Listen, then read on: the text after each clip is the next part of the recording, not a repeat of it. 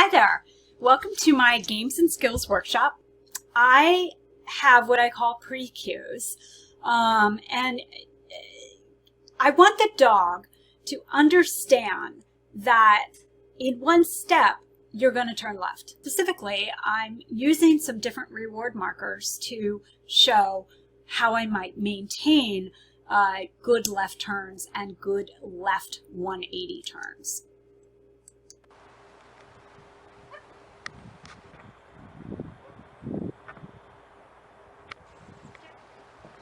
The idea is to create interest and focus from your dog, and you create that when you go to the right sometimes, go to the left, change of pace, go still, create some stiffness in your body.